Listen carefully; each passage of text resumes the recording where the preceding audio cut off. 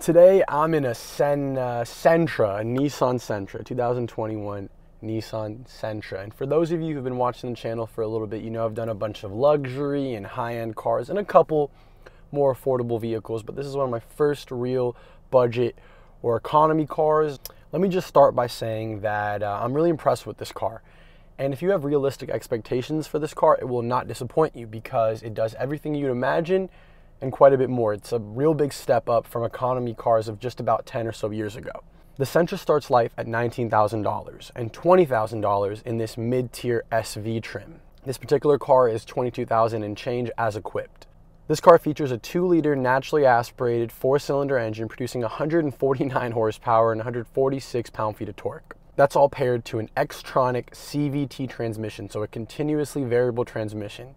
And it kind of simulates shifts, if you will, which is a bit weird for those of you who've only experienced actual gearboxes with actual transmissions with gears in them.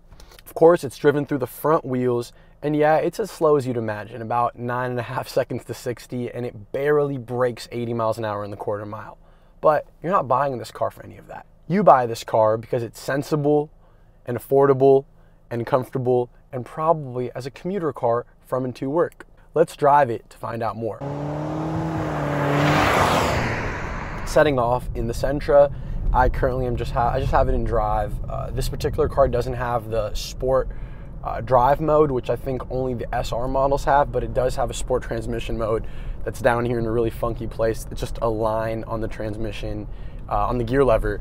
So there's no really way of indicating that it's a sport mode, but when you press it, it puts the car into DS and holds the gears higher, effectively changing how the CVT is programmed. I already said that this car is both a good economy car and extremely slow. Really though, what matters is the exterior styling is very reminiscent of both the Altima and the big dog Maxima. It's a bit different and quite a bit of a step up styling wise from the very, very base Versa, which is what you'd like for the money you're spending here in this car. The front looks decent, although I personally prefer the looks up front of the Corolla over this.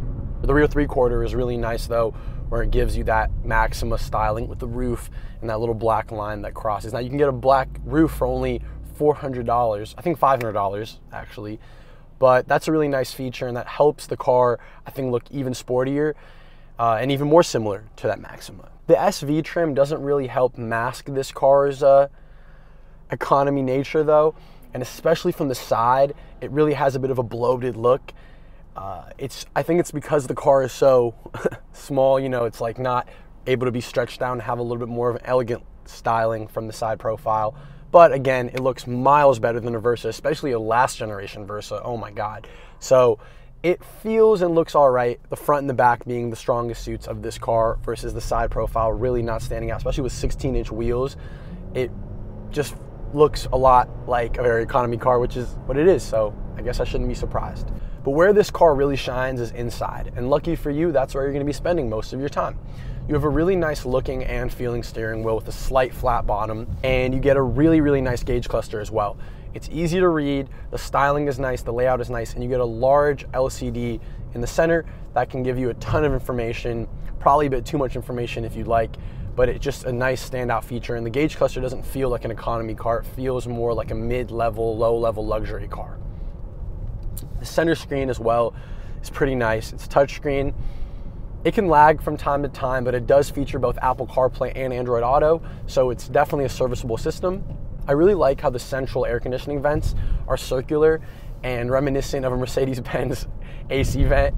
So they've taken these little design cues here and there to make the car feel like a more premium vehicle.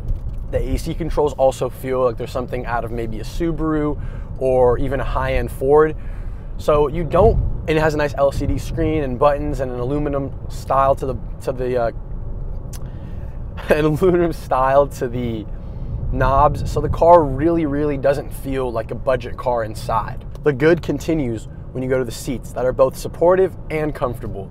You can even option them out to have some really nice leather in that top line SR trim here. They're equipped with cloth, as you'd expect again in this price segment, but a high quality look and a major step up from the cloth seats I used to sit in as a little kid in Hondas and whatnot in the 90s and early 2000s. Even the faux carbon trim, Farbenkyber is what I like to call it, that you find on the door trim, around the cup holders, and here around the gauge cluster, adds to this sporty and slightly more premium feel that this car exudes a lot of. It's really impressive to be inside this car and compare it to what economy cars were just so recently. So you may be asking yourself, what's bad about this car? Well, the rearward visibility is terrible. I mean, like, shockingly disappointing. The rear deck is simply too high, and the third brake light is like an iceberg in your rearview mirror.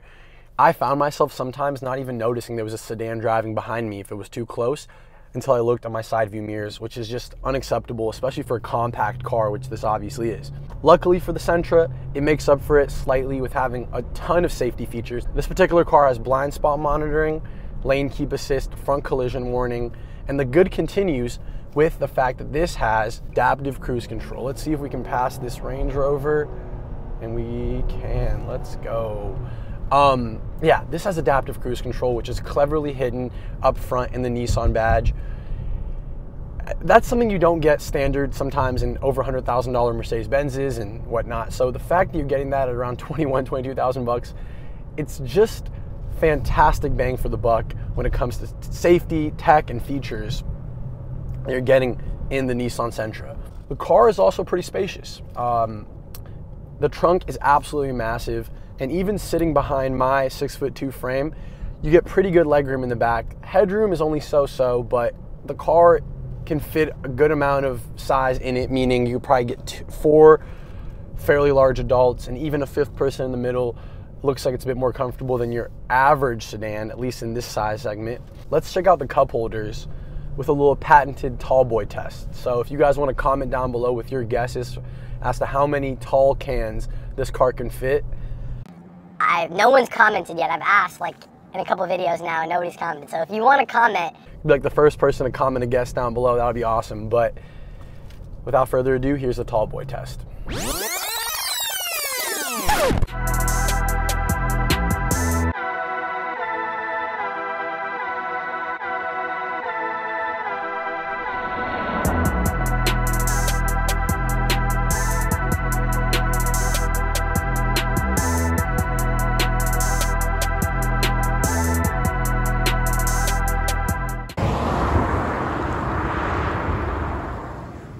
The Sentra would be a very pleasant car to drive to and from work.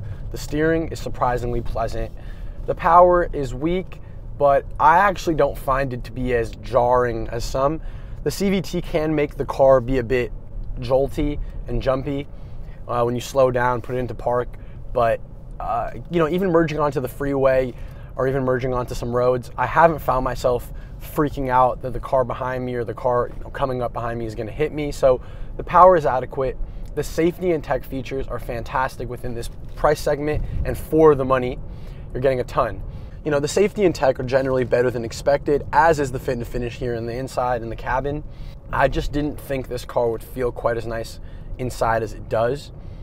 Typically, when I think low 20s car, maybe with the exception of Volkswagen Jetta, I think of cars that use an exceptional amount of cheap, hard plastics and don't put any effort into looking and feeling a bit sporty. Here I find that even the gear lever, the starter button, things feel nice, they look nice, and some effort has been put in to make you feel like you're in a nice car while maybe not being in the nicest car out there. So there's clearly levels to this, but this car makes, I think, it would make anybody feel rather nice. And it's easy to forget that you're in a lower tier Nissan economy car while driving this car around.